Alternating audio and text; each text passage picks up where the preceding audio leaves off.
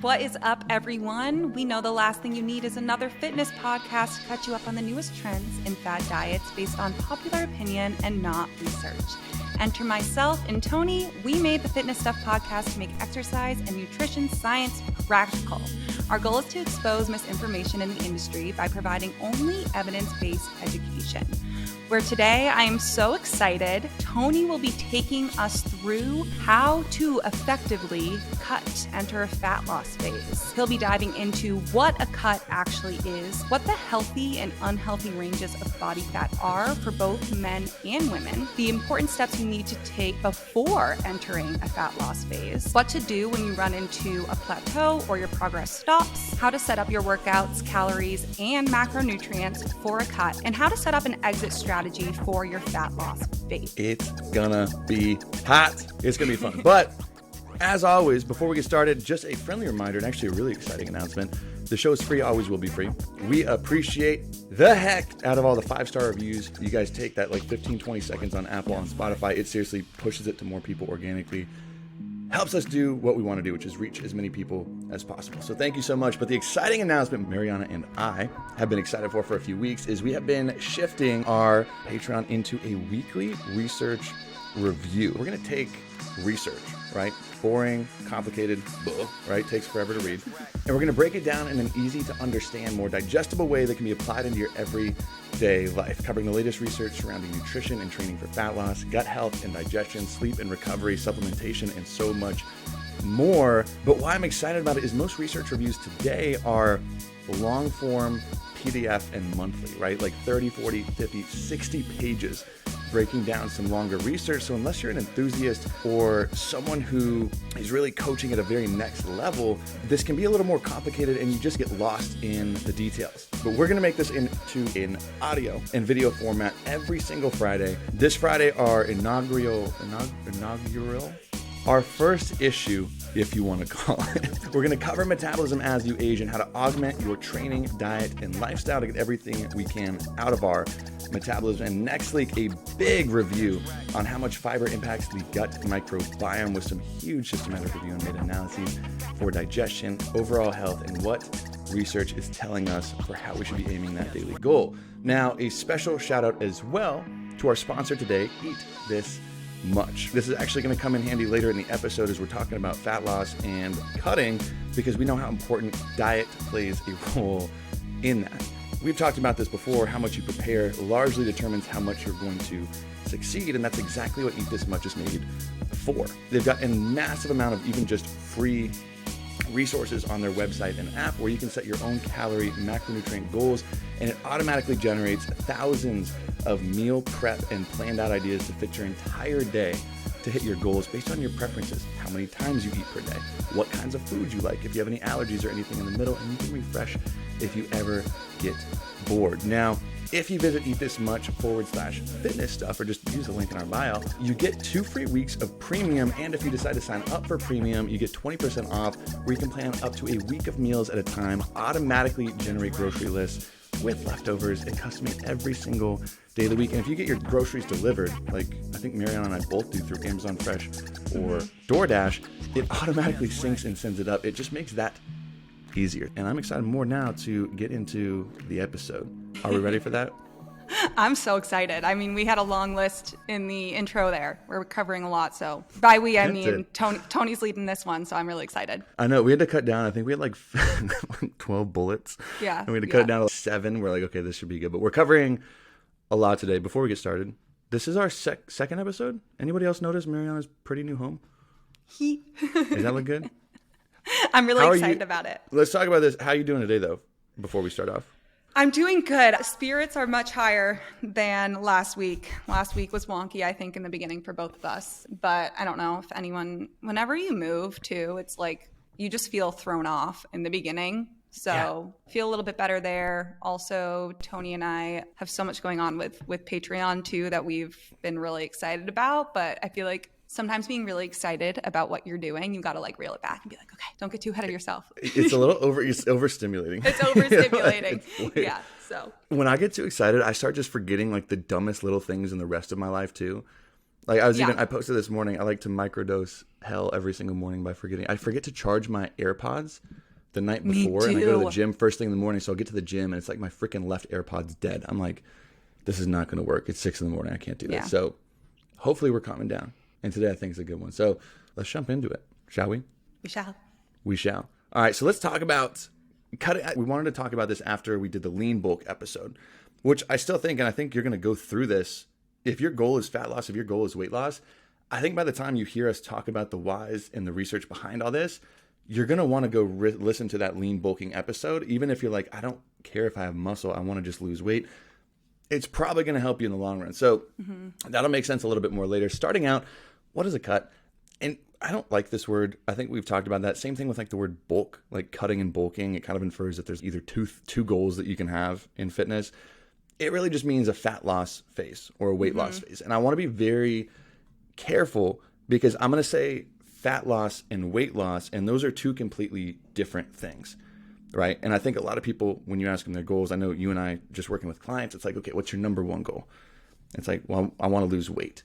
It's like, well, do you want to lose weight or do you want to lose specifically fat? And I think people are like, obviously, yes, but there's a big, big difference because we're going to go through the details, but how you lose weight largely determines whether you're losing body fat or a mixture of body fat and lean body mass, which is such a powerhouse of our metabolism, which just makes everything else so much easier. And I think some people that aim strictly at weight loss only, that end up losing lean body mass along the process, those are the people that you typically see falling off at the end, regaining the weight back, and just go into that never-ending cycle that doesn't finish, right? So just be careful to listen to my phrasing because I'm going to mean those words very specifically. Now, I think going into it, fat loss phase, let's go by, do you think a good place to start is talking about when you need to cut or when you need to go through a fat loss phase? I think that's a good place to start, right? Yeah, definitely. Okay.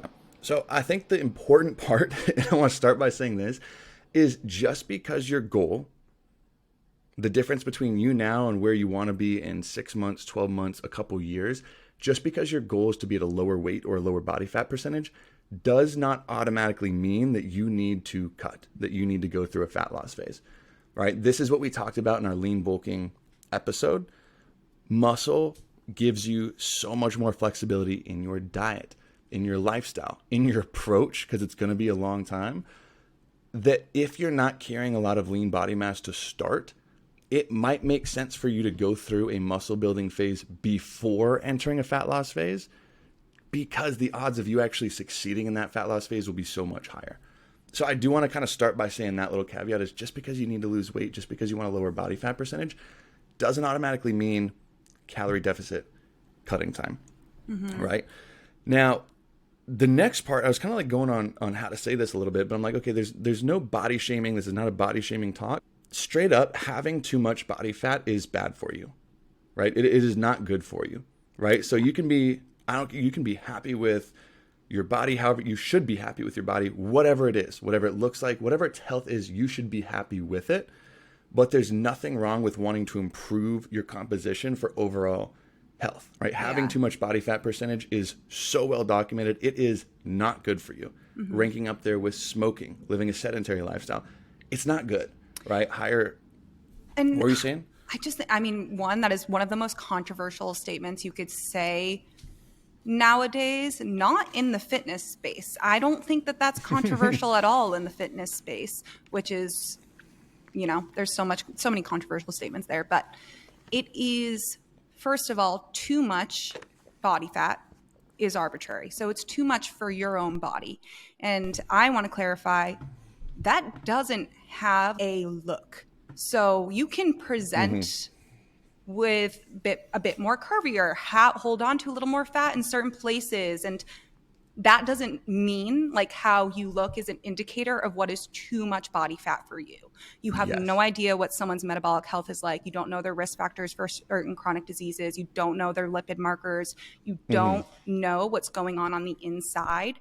But too high of a body fat percentage for your own body is a predictor for a lot of metabolic health issues. Yeah. And that is clear as day in the literature. And it is not at all about body shaming or meaning No. like you can't be overweight. We're not talking about the BMI scale. We're talking about a percent of fat on your body that starts to harm your own health. So sorry, that was long-winded and specific, but Needed. for some reason people can't say that nowadays, and it's not offensive. It has nothing to do with like people's preferences and what looks good, what doesn't, like no at positive all. or negative connotation. Yeah, no. It's like not saying you're more or less than because you have X amount of body. Yeah. No, it's just not good for you. So I think a good place to tell is like, okay, when do you need to cut or go through a fat loss phase is if you're carrying on too much body fat percentage for your individual body, it would probably make sense to look at either entering one or approach to get you to one. And this is also talking to, you know, people who are more in the fitness space already, go through different cutting and building phases. I think a good place where, especially if you are training more for your physique, and this is a totally different conversation, like physique versus overall health, but if you're training for just physique, I think a good place to really start cutting down, and this is just more observing not just the competition world, but just overall fitness space over the last decade. For body fat percentages for men, more or less, I think when you get above 15%, and that's going to look different on every single human being, above 15% for men is where it's probably a good point to start cutting down to a leaner body fat percentage. You typically start to see more ab definition visible at around 10, maybe 11 or 12. Some people at 15%, just due to genetics, can see their abs crystal clear. And this is from a performance standpoint, you're saying, right? This is just more for a physique look, not even a performance. Yeah, just a physique, like how it looks kind of standpoint. That makes more sense. Health. I don't know why I thought you said performance in the beginning, but physique. Yeah, that makes more sense. Cool. Yeah. So from a physique standpoint for men, that's what I've typically noticed is for a lot of people, you need to get sub 10% for males to see visible abs, sub 10%. Some are going to see them at 12. Some people can see them at 15 because abs and visibility are largely due to genetics. So if you get above 15% men, it's usually a good time to turn things around, start cutting so you don't work yourself up to 25% over a building phase and need to cut for 6 to 9 months just to get back down to where you want to be. For females, it's a different story as well. What were you looking at? I have a question about that. What is that living with below, say if it's kind of not your natural disposition, not your natural placement to be at like below 10% body fat? How realistic long term is that to stay, say between okay, that's a great question. Like how is that realistically? Is that conducive to like well, especially that's what you see on media, right? Is people shredded all year. You see their abs all year. So it's like, oh, are they sub 10%, 365 days a year? And before I answer that, for women, that number's a little bit higher just because they naturally carry a little bit more body fat. Typically, women start to see visible abs below about 18 to 20%. And when a good time to start cutting might be upwards of like 25 to 27%. But especially on women, they carry body fat just more due to genetics. They carry body fat and they distribute it so differently on a person-to-person basis to where 22% on a female, you could have visible abs, look lean, look shredded, and still be at 22%. Others might need to get down to 18, 17%.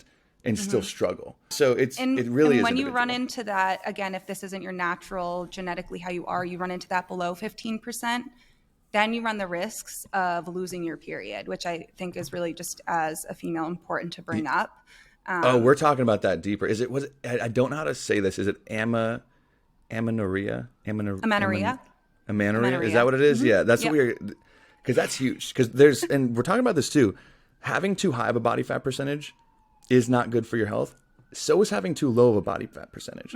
Yep. Right. So to answer your first question, right, how realistic is it to look that lean, shredded?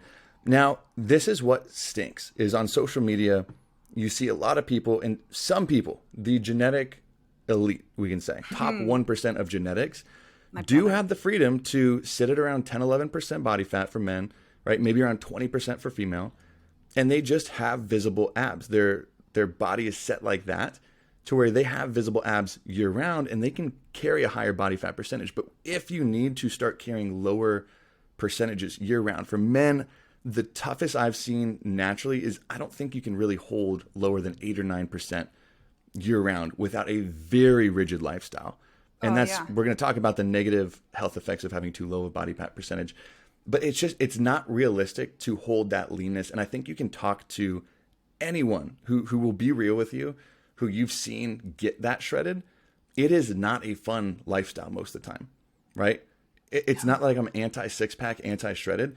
It's just not a great lifestyle. You don't have a lot of freedom. You can't go out and grab some drinks. You can't go out to happy hours. You can't go stay out late because you got to prioritize your sleep every single night. You got to do all these things to keep you there that just aren't, they're just not fun.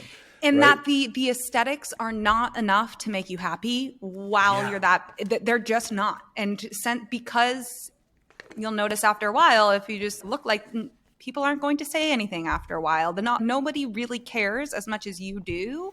And then it becomes you can't even enjoy and be happy in your body because of what it takes to be there. Yeah. I mean, if you get lower and lower and you're deficiting longer and longer, you notice things like even hair loss, dental and gum problems, menstrual dysfunction, hypogonadism, lowering functioning activity of your gonads, the testes and ovaries, so lower sex hormone production, which have a massive input on fatigue, on mood swings, on things like that, even hypoglycemia. So you're just not typically in a state where you can enjoy it long term.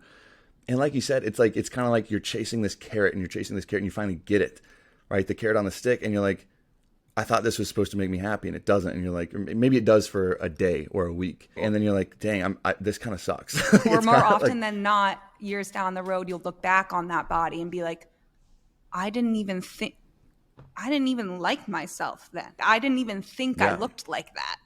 Yeah. Like it's people huge. have these realizations. Yeah. And I think that's also a really important part of this episode is that, Tony's not just diving into like how to cut so you can be chiseled and lean. It's how to effectively cut for your overall health and to avoid a lot of these issues from doing it the wrong and unhealthy way. Yeah. Massive. So how to cut down to a healthy state just for your body to perform and look its best, because looking good makes a big difference in your confidence a lot of times. But a big thing is I would really make sure, I guess this is the side note that you just made me think of, make sure why you want to lose fat, why you want to lose weight. Doesn't matter if you're trying to lose that last 1 or 2%, or if you've got 30, 40, 50 plus pounds to lose, a couple 100 pounds to lose. Make sure you're doing it for the right reasons. Make sure you're not doing it so you can look like that person on social media, or you can look like them, or you can feel better because you can get closer to your friend who looks like this. Yeah. Do it for you, right? Yeah. Make sure you're doing it for you. And I think I saw this really cool video.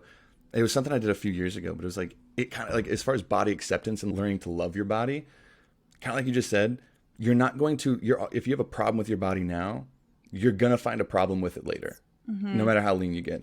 And it was this one, there was this girl taught me this, was years ago, but it was a drill where essentially you stand in front of the mirror naked for 5 minutes every single day and you stare at yourself. That's the rule. You just have to stare at yourself 5 minutes every single day. And the first few days are super uncomfortable. You're like, oh my God, this is gross. This is weird. And you only see the negative pieces. And after a few days of doing it, you're like, oh, well, dang, my shoulders are kind of looking good. My glutes, my leg, whatever. You start noticing small things. And eventually you kind of just start to fall in love with how you look in general. So then when you do choose to lose fat, do things like that, you do it for the right reasons. Quick note, if you are recovering from an eating disorder, have a history of it, probably shouldn't be listening to this episode at all. It's probably not for you. Yeah. 2, if you do, and you just heard that, don't do that. Because... Don't do that. No, it's a time and a place for it. Time and a place. That's what I did but I years do ago. Love that. It worked for me. I am in a place where that helps. I say in a place because I used to struggle with disordered eating, but I think that is, I love that you brought that up because it's just, and acceptance. Like, I'm not a big fan of neutrality because I don't want to be indifferent towards my body. Like, I only get one. Like, I do want to love it and I want to accept it. So it's kind of like looking at it more and more and focusing on the things that you like after getting over the discomfort, of course. But love that. Yeah. And I can promise you here, you're going to see much faster progress, much quicker progress when you already are happy with what your body looks like now, when you actually love it, and you're just striving to improve and get better. You're going to make progress 10 times, it's an arbitrary number, but so much faster than doing it for external reasons or external validation. I can promise you there. So just to review this, so too low and too high body fat percentages have problems, right? I just pulled from a massive systematic review, right? It's a dose response meta-analysis published in the International Journal of Obesity. This was over 35 prospective cohort studies and over 900,000 participants looking at body fat percentage levels and all-cause mortality, right? They found that at every 10% increment in body fat overall, the risk of all-cause mortality increased by 11%. And this is the general adult population, along with an increased 6% risk for every 5 kilograms gained of body fat. Right? Now, the important notice is the observation line was in a J shape, right? It wasn't just linear. It was in a J shape, meaning the lower you got could also increase risk. Now, there is a bottom range for body fat percentage that we're talking about in overall health, right? Where you start to see those things like hair loss, dental and gum problems, the things that we were mentioning.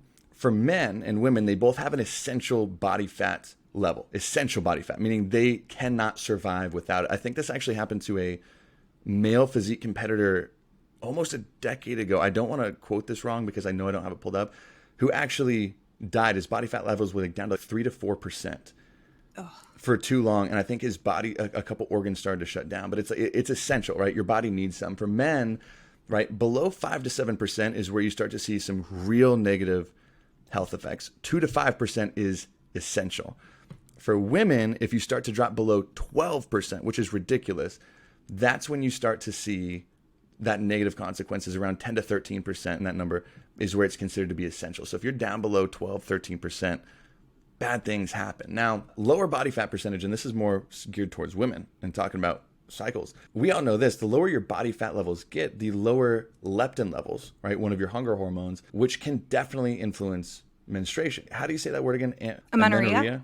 Amenorrhea, right? Amenorrhea, or the loss of your period altogether, right? This used to be thought, and this was kind of interesting, this used to be thought really from being women just having too low of a body fat percentage altogether. But what would stump scientists and researchers looking into it is you could look at one girl with 15% body fat and she lost her period completely altogether. And you look at another one with an even lower body fat percentage who has a completely normal cycle, right? At 12%, a completely normal cycle. Now, what they found when they looked into it deeper is more than just your body fat levels.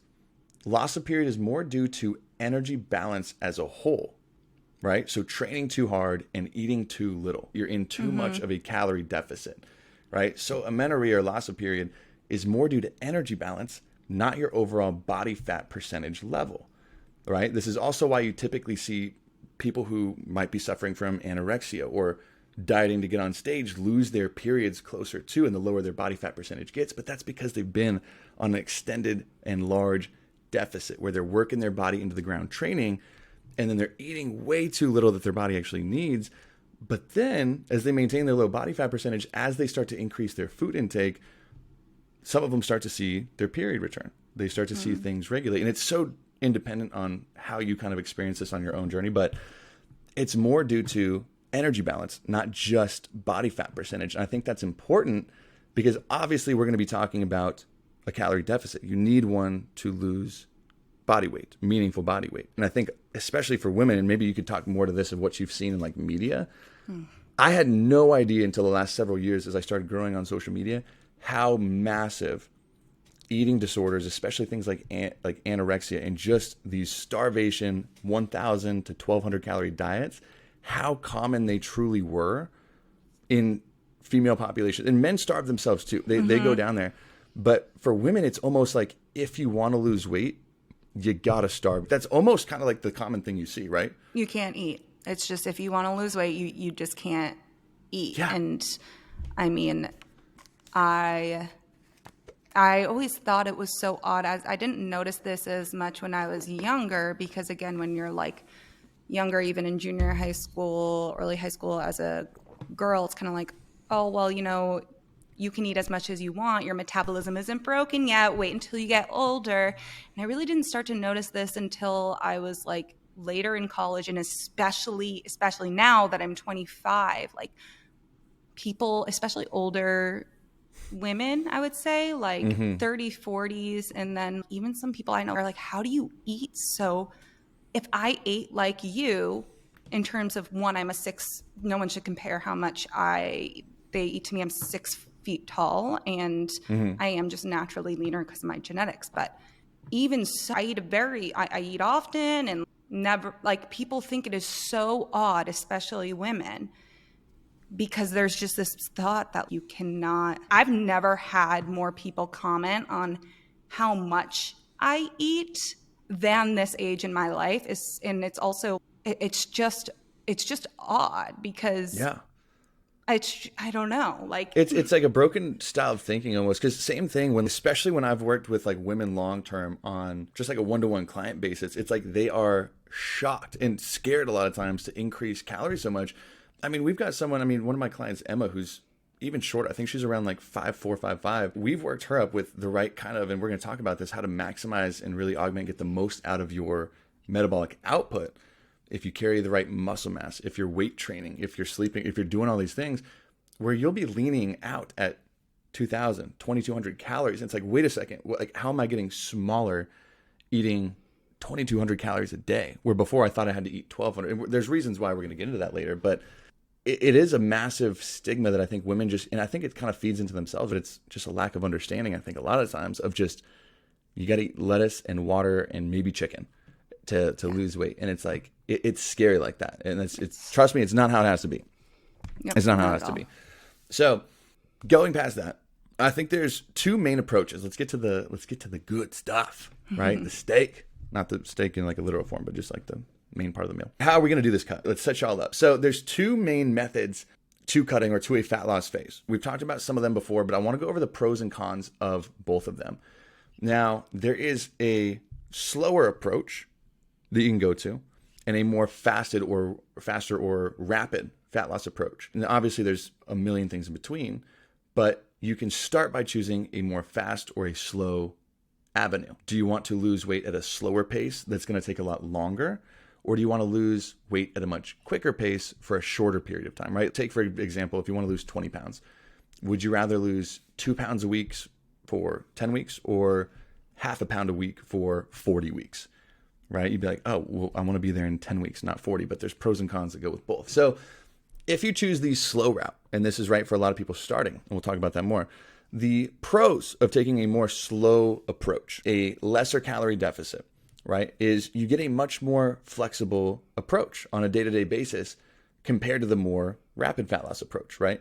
You can fit things into a smaller calorie deficit that you might not be able to if you're going for a more rapid approach. You can go out with your friends. You can have a few bites to eat. You can go out to eat and not worry about it too much. You can eat more food so you don't experience the more negative things that come along with cutting, like hunger, mood disturbances, physical and mental fatigue that come from those larger calorie deficits.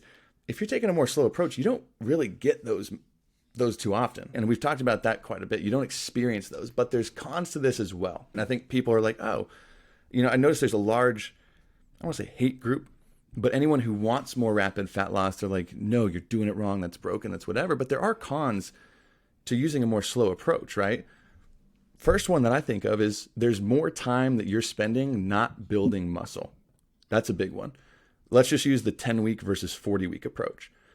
If you can do something for a more rapid approach, there's more time that you can then go to a reverse or to a building phase where you can build more lean body mass to maintain your health or build your health, right? Another con would be the longer time period that you have a little bit overall, less flexibility in your lifestyle, right? Let's say 10 versus 40 weeks. Those 10 weeks in the rapid approach are going to be a lot less flexible than the 40 weeks, but those 40 weeks are going to be less flexible than a maintenance place to be after you successfully lose the weight. So there is still that little bit of a downside. Now, this also comes from, and even you're not in a larger calorie deficit, right? You do see some of those problems as far as sleep issues, cravings, mental fatigue, things like that, from just extending a fat loss phase for a very long period of time. We're going to go into the dietary approaches that you need to take. And you're going to need to be in a calorie deficit, right? The longer approach just means less. But in a calorie deficit, you're going to experience hunger, right? It's just something that's going to happen. No, you're not going to be starving 24/7. That's an absolute red flag that you're not doing a diet if you're starving 24/7. Yeah. Right? But if you are, something has to change. Yeah, big time. And we'll go through some things at the end too that's, okay, what are you not supposed to see in a fat loss phase? But a big one is you're still, even if you're taking a longer approach, you're going to experience some hunger through the day, right? If it's before meals, maybe before bed, that you're going to have to deal with, and you're going to have to deal with those hungers for a longer period of time. If it's an extra few months, you might have to deal with it. So there's pros and cons that come with that slower approach. Yeah. Right? I would I would personally say that there's more cons in going faster. Yeah, But it also depends, like you got to look at your lifestyle first.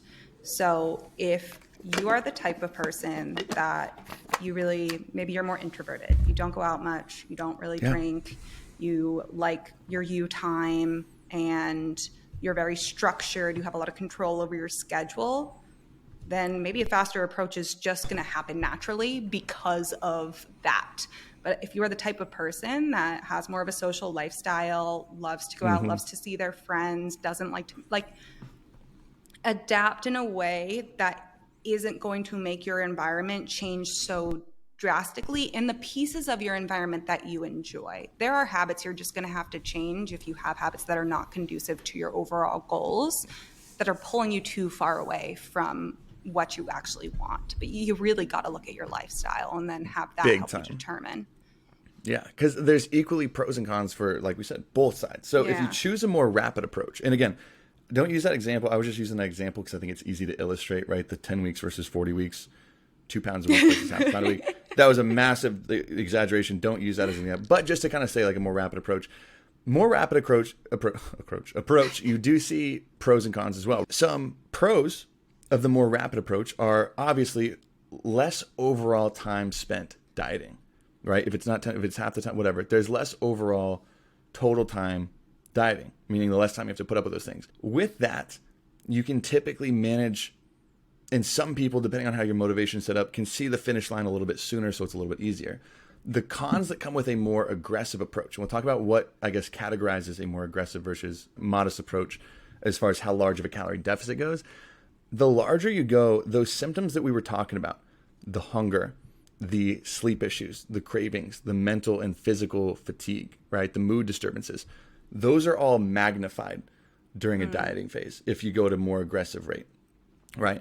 And this also risks as well, if your protein intake and you're not strength training, if you're doing more cardio, if you're just doing low calorie, low protein, a lot of cardio, you're going to be breaking down a lot of lean body mass like muscle, right? Now, if you're at a larger deficit, which we'll go over here in a little bit, which like 25 to maybe 30% is what I've observed as like a more aggressive range, you can still lose fat without losing muscle if you're getting enough protein, if you're doing the right style of training and progressive overload. But again, that doesn't mean you're going to be able to hide from those things. And I think people are like, oh, I can put up with being hungry. I can put up with mood disturbances. I can put up with mental fatigue because it's only for a shorter amount of time. We say shorter amount of time. Keep in mind, fat loss, even if it's a shorter phase, it's not 2 or 3 or 4 weeks that we're talking about. We're talking maybe 2.5, 3 months versus 6 to 7 months. So ask yourself if you can deal with these things for the next 3 to 6 months of your life if you do choose a more aggressive approach. I think there's lines for both, because I'm going to be honest, when I was going more through the building, the cutting, the building, the phases, where right now I'm more at a maintenance phase because I love where I'm at, I'm improving my strength, I really did prefer a little bit more aggressive of approach. And this was also, I think the last time I did it was during COVID when the lockdowns were still there, where again, there wasn't a lot of social influence on my lifestyle. You couldn't just go out to eat. You couldn't go have social, happy hour with your friends. You were locked in a house. So it was a lot easier for me to control my diet and put up with hunger because I didn't have all these 10 things like, hey, let's go get drinks. Hey, let's go get some wings. Let's go get this. So at that time period of my life, I preferred a more rapid approach because it meant less total time doing it.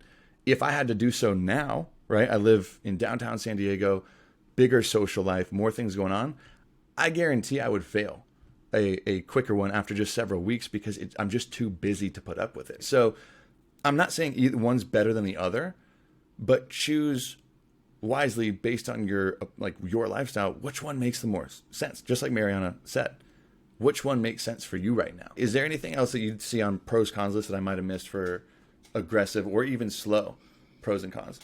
Yeah, I feel like I'm always like a broken record, and maybe sometimes I'm annoying for always bringing up like the disordered eating end of things, but I'm trying to think of a way to say this in the best possible way. I'm just going to say it.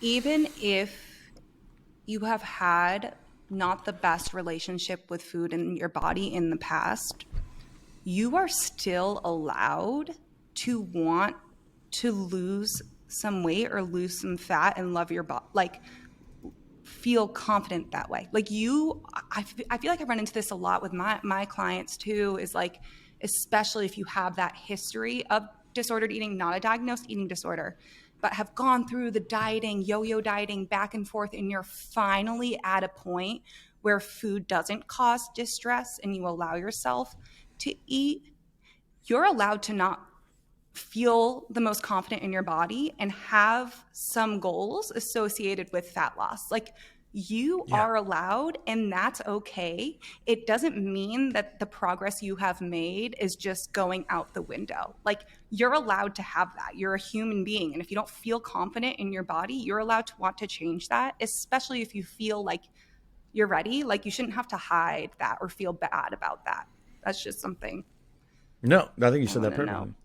Yeah. 3 claps. That was perfectly said. No, it's absolutely massive. So again, that's why it's so much more complicated than just like, oh, should I cut or should I bulk? Who needs, how do I know when to cut or bulk or build? It's like, there's so many individual bases. So it's like, you really got to look in. Yeah. The answer is within. Anywho, as we go forward, now we talk about a more aggressive versus a more slow approach in these two manners. What do those look like? When I say a more aggressive, and this is just, I guess people probably know from listening to this podcast, we're talking about energy balance here when we're talking about terms of nutrition mainly, because an energy balance meaning calories in versus calories out, and it's a lot more complicated than just, do more, eat less. But energy balance and a calorie deficit is one common measure that has been consistent in over the last century, 100 years of scientific research. No single meaningful weight loss study has been conducted that has ever refuted energy balance.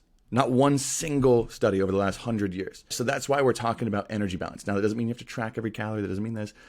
But that's what's going to determine if you lose meaningful weight. And I think that's important to at least give a heads up, because we've been talking about calories and we're going to go into these too. So when we talk about a more aggressive versus a slower approach, and I forget which episode you and I had talked about this before, a slower approach for a calorie deficit would be about 10 to 15% is what we came to agree on, especially what we have reviewed. Is that determining your calories? Right? I think it was when we determined how many calories you should be eating. Similar there. A slower approach would be at about a 10 to 15% deficit, meaning 10% or 15% lower than how many calories you are burning in a day. So if you burn 2,800, a 10% deficit would be 280 calories less than that. Very small amount.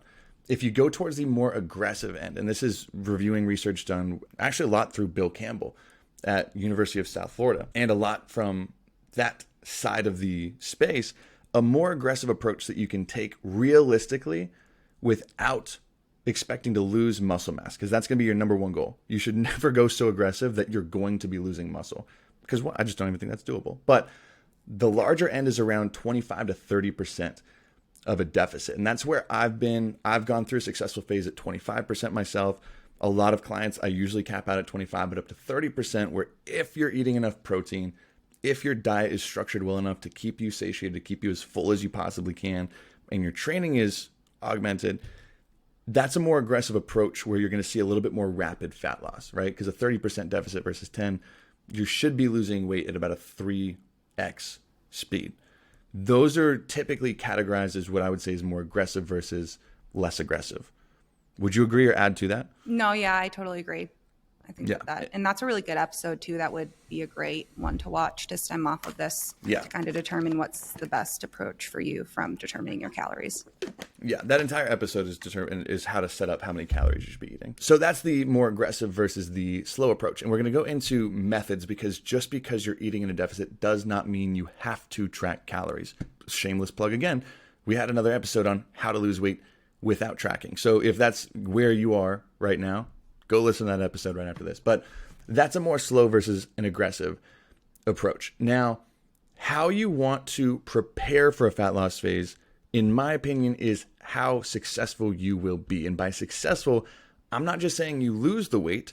I mean, you keep the weight off, right? You keep the weight off, because how many people do you know have lost weight and then rapidly regained it, or regained it over time? And you're like, crap, well, my goal is to lose fat. It's like, weren't you trying to lose fat like 2 years ago? Well, yeah, and I did, but I did keto and it was a month and I lost it and then I gained it back a month later. I'm talking about successful, meaning you do it once and you're good. That's kind of the goal, right? Mm-hmm. So there's things that you have to do beforehand, shocker, to prepare yourself to make sure that you go into a successful phase. Now, I think step one is find out how many calories you are currently burning, right? Find out how many calories you are currently burning. We've talked about different methods to do this. A calculator on the internet is not going to be the most accurate approach. And the further you skew from complete average, the more off it's typically going to be. So the best approach we usually say is to track your food intake to the best of your ability while taking daily scale and weight measurements to line those up over time to see if you are gaining or losing weight. And again, there's a lot of different methods in there. I would listen to How to Set Your Calorie Intake, where we dive. I think we spend like a good 10 to 15 minutes on that. But step one, find a way to determine your current calorie output. Step two, figure out, and this is my favorite part, how to eat as much as possible and still lose weight. What does that mean? Eat as much as possible and still lose weight, meaning the more you can eat, this should be a no-brainer, the happier you're going to be, right? The more likely you can stick to these things. So what you got to do is you got to increase and optimize, or the word I've used 100 times, they augment your total daily energy expenditure, your TDEE, right? How many calories you burn in a day. That's a very malleable number, right? You don't just have a small or broken metabolism. You can change things to fix that. Things like optimizing your training. Make sure your training is coming from a bulk, and we'll talk about this training specifics here in a minute, from resistance training to build and hold and prioritize muscle, which that's going to be in the training piece that people are always confused about, like weights over cardio. To increase your NEAT, something that Mariana and I do not shut up about. Are you walking as many steps per day as you can? Right? The most malleable piece of your metabolism is how much are you moving through the day versus just sitting down, right? Increasing your protein intake, right? With a much higher thermic effect. Making sure you're prioritizing your stress management and your sleep, right? Those things that you can do to increase your overall output, meaning, and this is just a simple breakdown, right? Someone, and this could be anybody. I'm not saying this is a flip of a switch, just another exaggerated example. If someone's burning 3,000 calories per day, and someone else is burning 2,000 calories per day, and let's just say, and I'm not saying just put yourself in a 500 calorie deficit, but if both of those people put themselves in a 500 calorie deficit to lose weight at the very same pace, who's going to enjoy it more? The person who's able to eat 2,500 calories a day, or the person who's only now able to eat 1,500? Maximize your output before you just jump into a deficit. So that might mean going through a building phase where you can increase your muscle mass. That might mean that. So make sure you optimize that so you can eat as much as possible before going into it. And that's taking those steps. Are you sleeping? Do you manage your stress? Both of those having a massive impact. Have you optimized your NEAT? Have you optimized your strength training? Optimize that ish ASAP, right? Those would be the steps that I would say beforehand. Don't even think about dieting or going into a deficit before that. Would you add anything on top of that list? No, I just wanted to interrupt because I also feel like this will be a really good time to mention Eat This Much, the sponsor of this video, because especially when you are in a phase of losing fat, prepping, meal planning is very important so that you can stay on top of your hunger. But there are going to be certain foods and certain meals that do not satisfy you regardless of how much protein is in them, what types of carbs you use. Like, sometimes meals are not going to satisfy you, and that's why Eat This Much can be so helpful, because you can just keep refreshing, changing up your meals. There are so many different recipes, and if you find that, wow, like when I have a higher fat meal versus a higher carb meal, I do really well. That satisfies me a lot longer. I want more recipes like that. Eat This Much can generate a lot of different recipes like that and give you a database to choose from, versus just trying to find or create your own. So it's like, oh, do I want chicken with rice today or potatoes? It's like, no. It's like, give yourself. I used that on my last cut, Eat This Much, before I literally found it. I was like, oh my God, this was years ago, years before we started working together. Mm-hmm. It's just so clutch because you can literally go through and it's like, it pops you out, obviously, a day of meals. And you might see one or two that you don't like. I just don't like that meal, whatever. Hit that freaking refresh button until your finger's broken. You just get as many meal ideas. You don't have to plan your whole day, but it just gives you so many ideas where you'll discover. And I would find a few staples that where I'm like, okay, this one's staying. Like I felt full of energy. It did not screw with my digestion. And like you said, it's going to be different for everybody. Perfect opportunity to use Eat This Much. Even the free section. But again, you get 2 weeks of premium if you sign up on our app. So, or not the app, in the link in bio. Absolutely massive. And I think this goes to the next point too of, we're going to talk about nutrition and how to measure progress. please, please, please take a flexible approach. Take a flexible approach. What does that mean? Don't take out the foods you love. There's no reason to cut out the foods. There's zero reason. This is research supported time after time when you compare groups to a flexible versus rigid diet. When calories are matched, each group loses weight at the exact same pace. This is also matched. I know there's been several, I wish I pulled them up real quick, several studies from Duke, from Arizona State that I love, matching more ketogenic or very low carb style groups, meaning less than 3 to 5% carbohydrate diets versus 30, 40, and even 60% carbohydrate diets.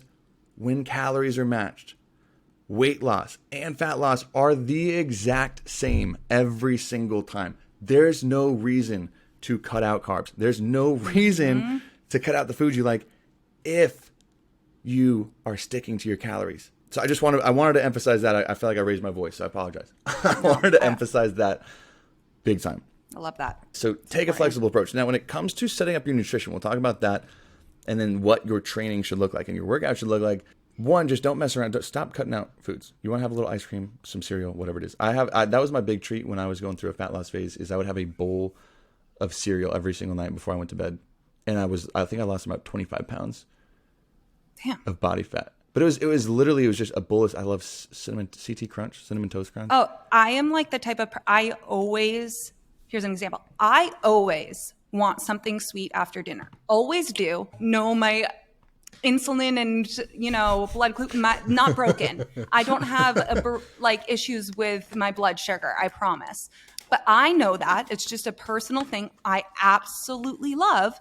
So I factor that in. I always stop eating dinner a little bit before I feel too full, or say if I'm in a point where I want to be more cautious of how much I'm eating, like I don't track really much anymore, but I'll go through phases where I want to be more aware. I'll factor that in. I always will think about making room for something sweet after that I can actually enjoy. And it's not a matter of restricting during the day. It's just maybe my dinner portion, I cut it off a little bit earlier so that I can fit that in, because I know regardless of how full I am, I'm still going to want it and I'm still going to reach for it. So it's like those little changes make the process a lot easier in terms of not depriving yourself of the foods you enjoy. And you don't have to give it all up. It's, again, then you get into the conversation of how to figure out not to overeat these things. That's a whole different thing, but whole different. And I know, because a lot of people are like, oh, well, I can't be in moderation. If I have one or a couple cookies, I'm gonna eat the whole bag. It's maybe you're like that because you've been restricting them and telling yourself they're off limits for years, maybe. But that's another conversation. So choose a flexible approach in doing that. Oh, cereal hack. I don't know if anyone else likes cereal. Cinnamon Toast Crunch mixed with peanut butter Captain Crunch. Because I could only, either of those. You'll probably like them together. Because I would only have, I'd have a big bowl once a day. So I'd only have one bowl. I couldn't just eat like a whole box of cereal. I couldn't have two different bowls. So I mixed them together one night and it blew my entire life up in a good way. Yeah, we found that on Eat This. I love cereal with protein powder and milk. That's one of my favorite sweet things. I'll use like the Legion birthday cake protein powder, mix it in with some almond milk. Oh, I haven't tried that. And because that's like sweeter, I'll just add in plain Cheerios. Oh my God. Damn. That actually seems bomb. So good. Yeah. That sounds bomb. So, okay. So sorry. So enough of these hacks real quick. We got to get in. So nutrition wise, take a flexible approach. Don't cut it out if you like it. First, determine your calorie deficit. That will be the first hurdle you go through. If you're not losing weight, it's because you're not in a calorie deficit. And we're talking about plateaus next, but you need a calorie deficit. Determine if you want to take a slower approach or a faster approach. I think if you're just starting out, try the slower approach, see how it feels, increase if you can. Outside of your calorie intake, something that you can be consistent with, the next biggest step is determining your protein intake. And this is not just due to it holding on to muscle, right? We all know protein is the building blocks of muscle, right? That's the old freaking saying that won't die, even though it's technically amino acids. But you're going to need that one to hold on to muscle. So as you lose weight, you are not losing lean body mass and muscle. But we did an entire episode on protein, which I urge you to go listen to, no matter your goal. The effects on satiety on mood, on digestion. Protein makes a diet so much easier. I have a protein calculator in my personal bio, and people ask me all the time, because it obviously asks your goal. Are you trying to lose weight or are you trying to gain muscle? And if you choose lose weight over gain muscle, your protein intake is higher than if it's to gain muscle. And people are like, wait a second, why is that? It's because you're not getting any more of the physiological advantages of increasing your protein, but you're getting the more lifestyle advantages of increasing your protein, feeling fuller, longer, getting less mood disturbances, less fatigue, things like that that can easily throw off your diet. Like, I don't care who you are, hungry will always win. So if you are constantly hungry, you will not, who cares if you can last a week? You're not going to make it to the end of your phase if you are constantly hungry. I think past eating, and this is something that we talked to Bill Campbell about, but especially through a phase, carbs and fat intake are more or less flexible based on your lifestyle. If you have a naturally higher fat tendency, keep them there, right? You don't have to truly dial in your macronutrients, tracking every gram of carb and fat to get there. And I think there's different advantages. I know some of my clients one-on-one do full macros, some just do calories and protein. It's more performance and feeling based that you can really start to feel where does your body feel the best and perform the best off of different carb and fat intakes. I perform better with a higher carb intake, so I eat more carbs, less fats, right? Others feel better, a lot better with higher fat, lower carb, or somewhere in the middle. Yeah. Listen to your body. That won't determine how much weight or fat you lose, your carbs and fats. What matters is protein and calories. Especially this is important for women too, because getting caught up in the carbs and fat, restricting carbs, or whatever, can really, really mess with your progress and your cycle. So during your cycle, a lot of women crave, especially during different periods, crave higher fat or are very fatigued and need more carbohydrates. And that's often why you'll get like high sugar cravings, which are often discussed, like it's really like carbohydrates, maybe like high fructose carbohydrates, like high sugar fruits can really help satisfy that. But you need that energy. So listen to that. Don't get too caught up in the ratio of fat to carbohydrates or telling yourself to restrict, especially with women where that's going to be so much more difficult to ignore those kind of, I don't want to call them cravings, but just what your body is preferring at that time. Yeah, exactly. So in setting this up, your calories and your protein are what will determine your success, right? So don't get caught up on all some other small things. For protein, and I would just honestly recommend, we've talked about before, using that protein calculator. It's going to give you a number between 0.8 and 1.2 grams per pound of lean body mass, right? Per pound of lean body mass. It's not just measured off of your weight. That's just not a very efficient way to do it. There's 100 different ways to do it. I know Alan Aragon is on his episode, a big component of aiming for your goal body weight versus your total body weight. I prefer lean body mass because that's typically what it needs to run at baseline, right? Your muscle. So determine your calories, determine your protein, optimize it in a flexible way to eat as much as possible to lose weight. Now, the training aspect for fat loss, this is where people, I think there's probably the most confusion in the training aspect when it comes to fat loss. Honestly, okay, maybe I was going to say that was getting ahead of myself. I was going to say more than the diet approach. That's false. Diet, that's where the most confusion is. But when it comes to training, I've talked about this quite a bit before, is I structure, and I would never put more than about 25% of a training program as cardio during a fat loss phase, right? 75% coming from weight and strength training in particular, less than 25% coming from cardio, if any, to start. And I'll tell you why. 2 reasons, right? One is fat loss comes from a calorie deficit, not being in some particular fat burning zone that cardio has an advantage of over weight training, right? There's not a single exercise that's going to help you lose fat better. If you're in a calorie deficit, you're going to be losing fat. Now, why do you choose weight training and specifically strength training over cardio most of the time? And when you get to those lower body fat percentages, you're going to need a little bit more cardio. But weight training and strength training is how you predominantly build muscle in the first place, right? That's what builds it. Now, in a weight loss phase, what do you think the best thing is going to be for saving muscle? The thing that got it in the first place, right? Strength and weight training is so massively important. And people, I think in their heads, for some reason, flip this switch of, oh, it's time to lose fat. Let me just do as much cardio as possible and do as many reps with light weight as possible, which essentially is just turning your weights into cardio, right? If you're just doing like circuits of 4 exercises at 20 reps each with a 5-pound dumbbell, you're doing cardio, right? You're not doing strength training, right? Strength training, keeping in those lower repetitions are massive, because guess what is a massive predictor of if you're losing muscle during a fat loss phase? If you're losing strength. So if you increase all your repetitions, if you're doing lower reps, 6, 8, 12 reps, and you increase them to 15 to 20, and then a month later you're not able to do as much weight at those lower repetitions, you're probably losing some muscle mass along the way. Yeah. And that shocks people, right? But again, the goal is fat loss, not weight loss. We determine that. A calorie deficit will determine if that happens. Mm-hmm. And one of those pieces to maximizing your output is your lean body mass, your muscle mass. If you're losing that during a dieting phase, you're going to have to eat less and less and less and less to continue to lose weight. And guess what? That's where we talked about it's not going to end up successful. That's where people regain. That's where people get it back. And that's, I think, the biggest piece to training and setting up your workouts. And I would still say go to like the weight training episode and how to set up a training program. Yeah. But the vast majority of your training program should be weights. Yeah.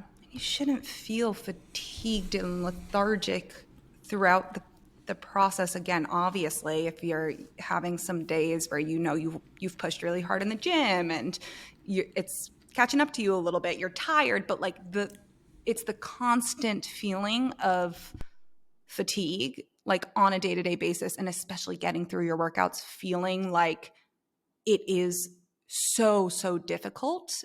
And you will, if you're under fueling and training too hard, you will feel like, why can't I push as much weight as I could a month ago? It can happen that fast.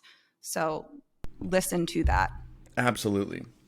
And that confuses people so much, because again, it's one of those old just stigmas, kind of like we were talking about with females, where it's like you just can't eat if you want to lose weight. It's just an old stigma. Oh, you want to lose weight? You doing the treadmill or stair climber?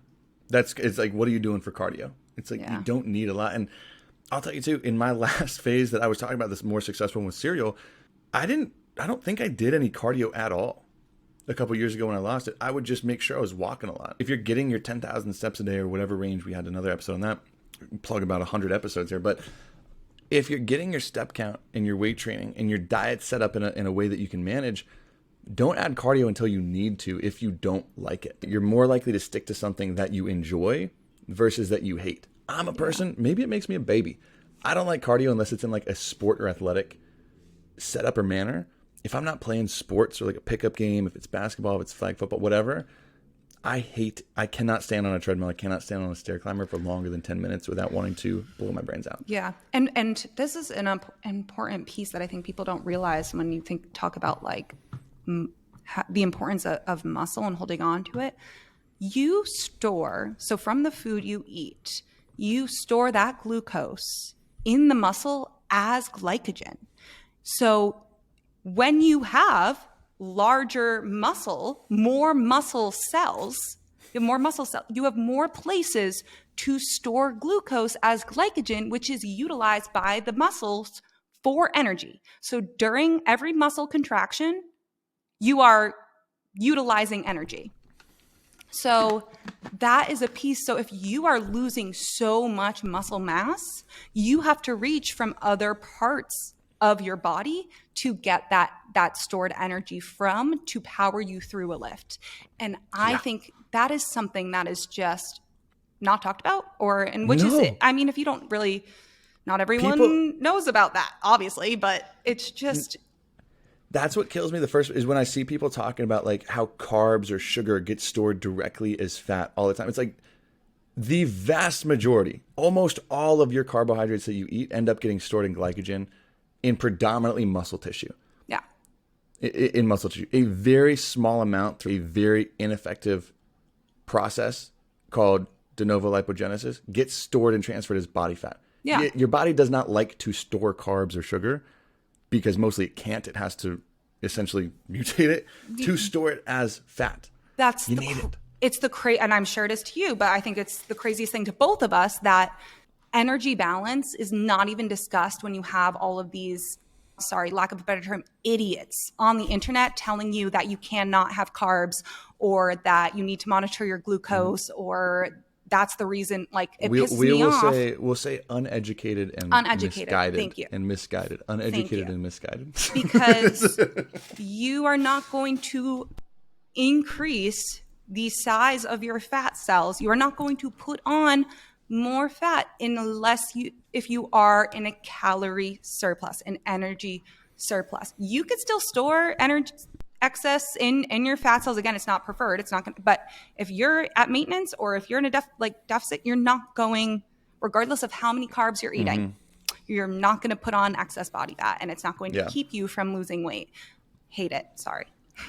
And I think we should do a deep dive. I know we're going to do it in our research review on Patreon on carb intake and fat storages. I think we'll probably end up doing like a keto episode on podcast as well. My God. Write this down. Write this down. I will remember this. I promise. I'm writing it down. It's abundantly clear in research, and we're going to pull the specifics out of it, that carb intake and fat storage and fat loss, not related at all. Not related at all. That was even funny. One of my clients, Alyssa, just sent me a video because this guy was pulling a study, which at take on first video, I was like, oh, dang, this is kind of crazy. But it was that our overall energy intake as humans has not increased since the 1980s or 1990s until today, which I'm like, okay, not very true. But it was like this graph of our energy intake not increasing, but obesity rates keep increasing. He's like, so the reason why we're not eating more calories, but we're getting more obese. And I was like, I want to hear what he has to say. He's like, well, vegetable oils. I'm like, shut the Wait, is that the video I just stitched? I don't know. I didn't see it. You did. It might have been, but it was a dude who, there was a graph, right, where it was saying like overall energy intake, calorie intake hasn't changed. Obesity rates keep increasing. I stitched that. Yep. I stitched that. It made a lot of people mad. Yeah. We're more sedentary than we've ever been. That's what I was like. Are you not going to look at the fact that we don't move and everyone sits down 24 hours a day? But anywho, side the point. Let's get into the juicy juice, where people are still having questions like, okay, I know how to set it up. Let's talk about plateaus before we go through an exit strategy to wrap this one up, because I know it's a longer one. Mm-hmm. Plateaus suck. 1, 2, you will have a plateau if you're going through a fat loss phase. I promise you, there will be a point where you hit a plateau. How can someone know that they are in a plateau when they're in a fat loss phase? That is the best question, because here's kind of like the word calorie deficit. Plateau is one of the most misused, I think, words people use when it comes to this kind of stuff. So plateau, essentially, if you don't know, right, it's when you stop making the progress that you were once making. Let's say you were losing a pound a week, and then for a month you stop losing a pound a week. That's what someone would usually consider a plateau. Now, the most important part about understanding plateaus, or why you stopped making progress, is 1, understand that no measure of progress, in or outside of fitness, health, anything, is linear. You're not going to just lose weight every single week. You're not going to gain weight every single week if you're building muscle. You're not going to make any progress that doesn't see some sort of plateau. So it's best to, 1, understand when you're actually in a plateau, and then 2, how to adjust and get out of it. Now, the most important part about understanding if you're in a plateau is by understanding if you're in one, and that's by measuring your progress. For starters, if you are just using the scale to measure your progress, your body weight is on the scale, and especially if you're using it very infrequently on a weekly or monthly basis, you cannot say you're in a plateau if you've stopped seeing progress there. You can't. Yeah. Because just because you're not losing weight does not mean you are not losing fat. Yeah. For example, your body fluctuates in water weight even up to 10 pounds in a single day off of water weight alone. So if you weigh one day on a dip where you're a little bit lower, and the next week you have lost 2 pounds of body fat, but your water weight has spiked due to any of the millions of reasons why that can happen, and it says you gained weight, you're not in a plateau. You're losing fat, even though the weight says you are increased, right? So the scale is just one measure. I consider, and there's no direct definition, I think you have to be measuring at least 3 measures of progress that have all stalled for 3 to 4 weeks to consider yourself in a plateau. Meaning, if you're taking scale measurements, if you're taking progress photos, if you are maybe measuring circumference measurements, hips, waist, and one of my big favorites is if you're tracking your weights and strength in the gym, that is an equal measure of progress, best if any. If your scale hasn't moved in a few weeks, but you're increasing weights on every exercise, you're not in a plateau. right? Yeah. You're not in a plateau. You just got to be patient. That note, I want to just interject there, is really important for, and I talked a lot about this with my clients who I design programs for, is just switching up your workouts in the gym. I mean, I often will be like, people be like, do I need to change this? We'll change, your rep range and kind of the intensity, but a lot of the foundations stay pretty similar. You can change up kind of the compound movements that are towards the same body part, but you're always going to have a squat in there. You're always going to have a deadlift in there. Like you should not just feel like you need to be switching your workouts every single week, because how can you monitor that progress? You won't be able to tell if you're getting stronger if you're doing a different exercise, different reps, different sets, different everything every single week. You can't measure that. You can't measure that to see if you're making progress. It's huge. And again, if you don't have these specific aesthetic goals, physique goals, and you really just are trying to get into the gym, work out a bit more, enjoy it, you don't really care, that's a different. But a lot of people do have those. And even if you're doing more of like an Orange Theory or a HIIT class where you are doing different exercises, different sets, it can be more fun from like a psychological standpoint, from a motivation standpoint. But realize too, it's a lot harder to measure where and why you're in a plateau once you're in a plateau if that variable is inconsistent. Yeah. Right? If that variable is always changing, you can't really say it's this fault. This is the fault, because that's the next part of a plateau. Realize and locate why you're in a plateau. So let's say, and this is the biggest thing I think for most people for plateaus, is one, they're not actually in a plateau. They're just not being consistent enough. If you haven't lost weight in a week, you're not in a plateau. If you haven't lost weight in 2 weeks, you're not in a plateau. Be patient and keep doing it. Yeah. If after a month, that's a different story, right? Be freaking patient. That's number one piece for a plateau. 2, this is what I see, and this can pretty much relate to all about 90 to 95% of when someone I see is in a plateau. It's simple. If they're tracking and they're measuring their progress, if they're doing everything, it's that they are simply not doing what was giving them progress in the first place as well as they thought they were. For example, client-wise, this is the easiest thing for me because the software we use, right, it syncs MyFitnessPal directly to the coaching app so we can see calorie intake, macronutrients. If there's someone who's at the point of tracking, they'll go for 2 months and they don't miss a day. They're tracking, they're hitting their calories, they're hitting their macros 90+% of the time. Shocker, their weight is falling like a mofo, like a mountain. Then you see on the weight graph that the weight starts to plateau a little bit. For 3-4 weeks, they're not losing 1 or 2 pounds like they were to begin with. You look over at the nutrition graphs. Oh, the weekends we stopped tracking. Oh, 2 or 3 days during the week, we just aren't tracking. Yeah. Well, but no, trust me, I'm still hitting those goals. I was doing the exact same things. I'm just not tracking it. Okay, you might be, but here's what I've noticed. And the psychological, I think, a benefit of tracking is it holds you accountable. If you're measuring the food that you're putting on your plate on a food scale, if you're on that level, you're holding yourself accountable. And I do this to myself too. If I stop measuring my food out on a food scale, if I stop tracking macros, which do you always just like measure? Who are we talking about with that? I think it was Bill. How he like has to. Yeah, you start to notice. You start to notice, like if you stop tracking, and you stop using a food scale, if you get to that point, you start to give yourself a little piece by piece at a time, day by day, a little bit more flexibility, a little bit more here.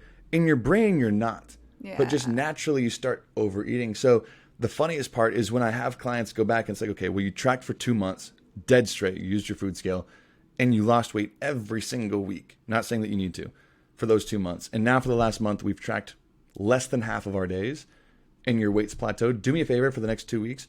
Just track your food again like we just started. I know you think you're eating the exact same thing that when we started and you saw success. Just do me a favor. For 2 weeks, track your food again, weigh it out. Mm-hmm. Shocker, they start to lose weight at the same exact pace when they started.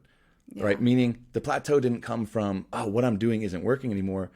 It's that not consciously, subconsciously, you've stopped doing what was working in the first place. You just didn't notice. You loosen the reins bit by bit, right? You're not tracking, you're not weighing as much as you thought. Maybe you're skipping one more workout a week just because you got social plans, which you can do, but call it by its name, right? Call a duck, whatever the thing is. Mm-hmm. If you're not doing exactly what you were doing in the first place and you're not seeing progress, it's not a plateau. It's that you just stopped doing what was working in the first place. That is legitimately 95% of what I see in plateaus. Yeah. And you can get, like, also when this happens, if you do stop tracking, ask yourself why. Ask yourself why you stopped, because then it can get you to a point where it's, oh, I really felt like this was too controlling or too restrictive. All right, what can we do to make this less restrictive, more of an educational tool that doesn't control your life? How can we shift that mindset? So, all right, we're going to work on mindset a bit, and we're going to get you tracking, but in a way that is realistic for your lifestyle. So let's start incorporating some tips there to make it a bit more easy. Go back into your why you stopped, because is it a matter of, I really don't think I can use MyFitnessPal because it's not creating a good relationship with food for me, and you want to be serious about how to do this without it? Yeah. Because you can, but you have to really work. It's honestly, in the beginning, in the long term, I'd say it's more beneficial, but I'd say you have to work harder to keep, like, to monitor your portions and do that all on your own, especially in the beginning.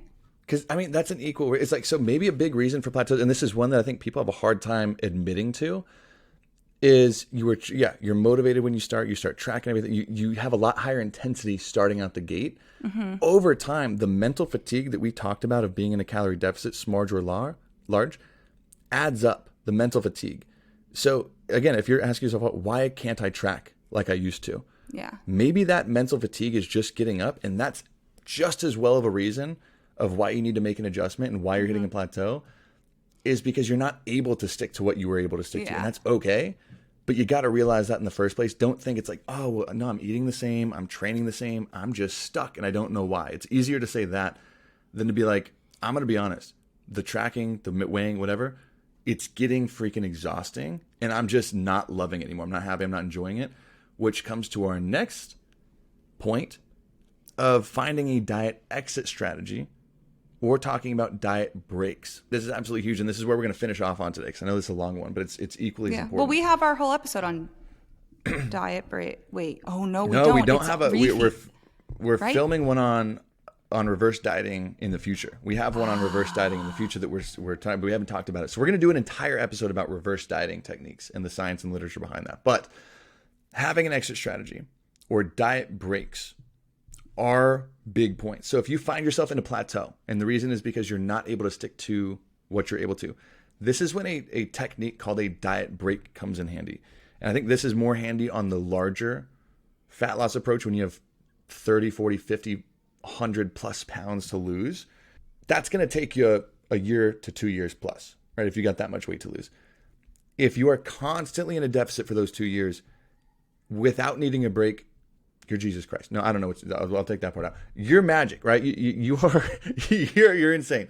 But you're going to need those breaks. So if you get to those mental fatigue exhaustion points, that's a perfect time to implement. Take a 2 to 4 week break where you still eat around your maintenance calories. So you're not gaining weight. You don't just go off the rails, eat, drink, do whatever you want. Give yourself a little break where you're not tracking your food, but you are still eating around your maintenance. You're not gaining weight. Eat at your maintenance so you're not constantly worried about being in a deficit.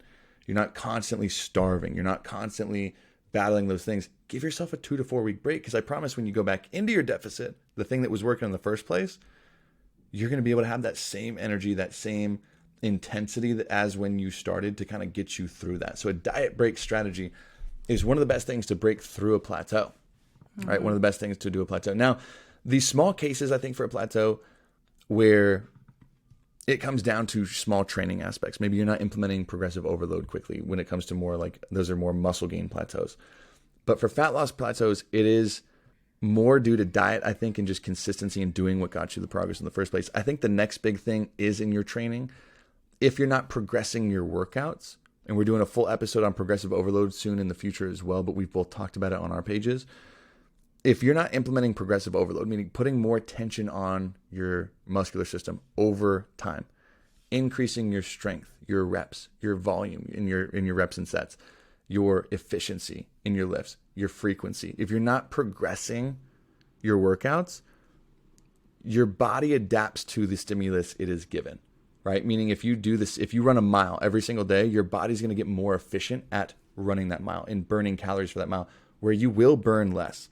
So your output will slow down the longer you diet. Now, there is something called metabolic adaptation that I want to touch on.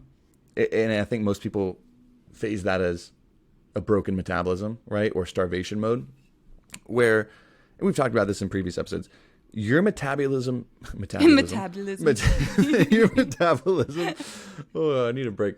Your metabolism does downregulate over time, but not nearly to the degree as a lot of people would like you to believe. Downregulate as in burns less calories as you continue to diet, as you continue to lose weight. Obviously, smaller individuals burn less energy, right? The smaller version of you that you're going to be in 2 months of losing weight is going to burn less energy. If you are doing the same exact workout without progressing it, you're going to burn less energy over time. So you will burn slightly less over time, but it's not something to the degree of, oh crap, my metabolism's broken. We went over the Minnesota starvation experiment in a previous episode, looking at the most, I mean, it's a kind of a disgusting look at it, but a study done in POW camps a long time ago, done in POW camps, where they legitimately starved over 36 individuals and put them over, it was a massive amount of manual labor every single day in POW camps.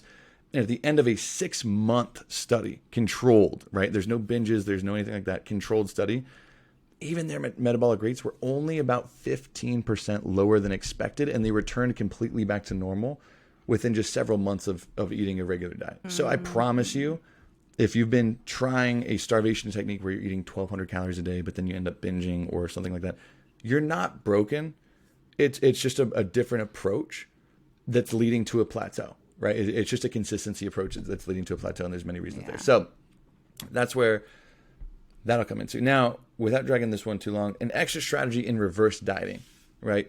In order to consider a fat loss phase a successful fat loss phase like we talked about, meaning you don't regain the fat you lost, you don't regain the weight you lost, an exit strategy is needed to cover a gap most of the time, meaning let's say your maintenance is around 2,500 calories and you've been down at the lower end of your deficit. Let's say you got down to like 1,800 at one point and you lose the final pound that you wanted to. That's where happiness exists. That's sarcasm for those the pound who'd understand. The last pound that exists.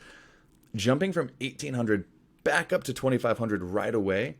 And usually if you're using a lack of flexibility, you typically go much more than that. That's where the regain happens.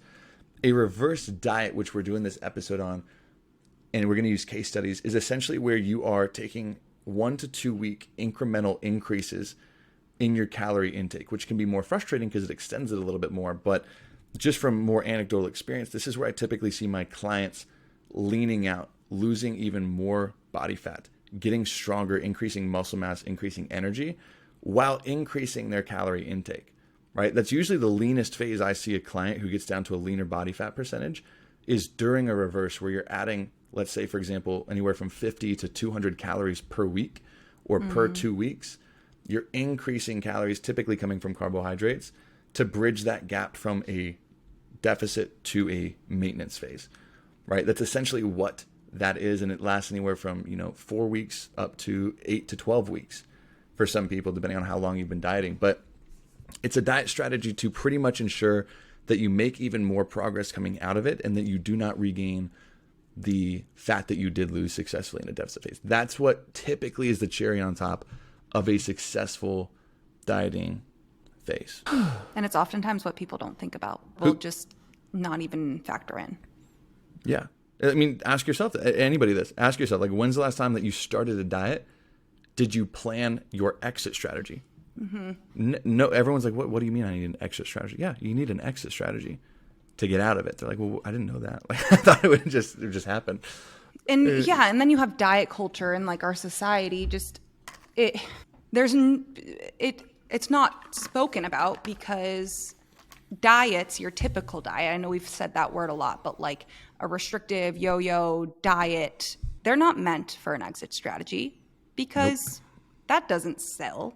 Them being like it being temporary or them stopping is just not spoken about. It's just not a thing. So people think they have to live that way forever.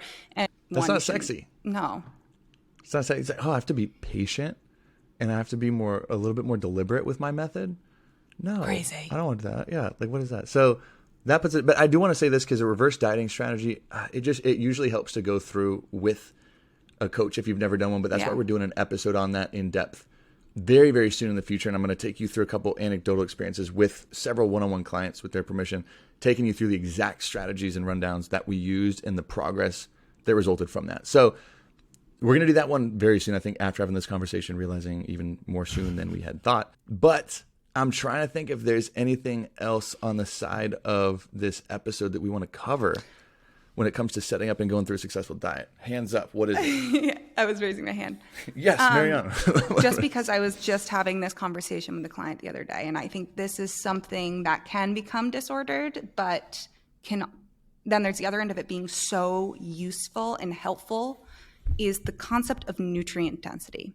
So if you are at a point where you're trying to determine your maintenance, which we talked a lot more about on the bulking episode, you're trying to determine how much calories you're actually eating to a point where you're not gaining or losing any weight. Or you're just even looking at how you're eating right now and want to get an understanding of how much that actually is. You may get like an average that you may scare you. Maybe, wait, I'm eating like 3,500, 4,000 calories a day. What's that? How can I expect myself to do 2,000? That's not even possible. That's crazy. Yeah. The conversation of calorie density. So say an examples are really helpful here. You have a handful of nuts that are 200 calories, just a little handful, which is around what it would be. And then you have strawberries. You have 200 calories of strawberries are going to be in a huge bowl. Yeah. So the same calories, but you are going to have a lot more strawberries. Again, they're not the same thing, and that's not what I'm trying to say. And both foods, like nuts are, especially almonds, like you get some healthy fats, and then with strawberries, you get a lot of your micronutrients. But you are going to have almonds being a lot more calorie dense. They have more calories per gram. So if one of your afternoon snacks is some trail mix, that's great. A lot of trail mix are really high in omega-3s and have a lot of micronutrients in there.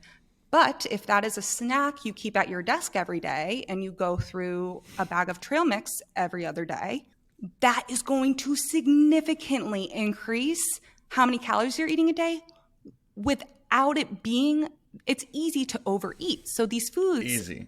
And especially if it's a processed food. So if you're looking at a bag of chips, a lot easier to overeat. Yeah. So making small changes like that, all right, I'm going to portion out my nuts and have a smaller portion there. I'm going to pair them with maybe a bowl of strawberries and a hard-boiled egg, get some protein in there. Those small changes, that could just cut your day by 500-600 calories right there. Yeah. So, and that's all it usually, I notice that's what it takes a lot, is when you make those small changes. Yes. And it's not that you can't have these foods. That's not at all it. Yeah. It's just being a bit smarter about it and allowing yourself, because again, it's the journey that you're on. Some people don't have to worry about that at all, but you want to still feel full. You still want to feel satisfied. You don't want to feel deprived. It's not that you're going to eat all of these really low calorie, high volume foods all the time. That's where it can get disordered, is like people's obsessing over the volume discussion, which it's a gray area a lot, because I'm like, there's micronutrient dense and then there's volume eating, which some people get obsessed with volume eating. That's where you see people making like blenders worth of like protein ice cream, where it's like ice and Xanthix gum, and they just get all these sweeteners to make it as sweet and filling as possible. It's like, then you gotta look, it's like, okay, well, what micronutrients are you taking out of it because of that? Because like nuts, like you said, very micronutrient dense, very calorie dense as well. So something's like, have it. Yeah, it's don't not snack take it on away. A whole bag. Yeah. And people will be like, well, how, if the bag is there, it's so easy to read. Don't keep the bag at your desk anymore. Portion it out and have it with other filling foods. So a high protein option, like I mentioned, the hard-boiled egg, some raw veggies, some fruits that you're not going to eat. It's those little changes and just taking the extra few minutes to think about how you're going to prepare for that. Yeah. Don't expect a small handful of, if you have a snack for the purpose of filling, that's usually what the purpose of a snack is, right? Is to, I'm getting a little hungry. Let me add a snack. Hold you over. Yeah. Yeah. Don't have something like a handful of nuts, which very calorie dense, and it's just not going to fill you up. Yeah. Like look for, again, because it's crazy. I mean, if you really look at it, that's why I like fruits, veggies. If you learn how to cook them and prepare them properly, incredible. Like I have 3 kiwis, a bowl of strawberry, some watermelon, like massive amounts of food that fills up my stomach, just volume share wise, super micronutrient dense. And it's shocking how small of calories you can go. Yeah. With a lot of these like more natural whole based foods. And that also allows you to have more control over those foods that you do really want to have, that you do want to indulge in. If you're eating these foods that are more micronutrient rich, higher volume, like filling you, you're not going to have this desire to overeat because, again, hunger is your worst enemy. Yeah. So that also, it kind of kills 2 birds with 1 stone there. Helps stay on Big top time. of hunger and then also be more mindful about your portions. Yeah, because people get obsessed with the whole, it's the IIFYM, like if it fits your macros, I can eat whatever I want.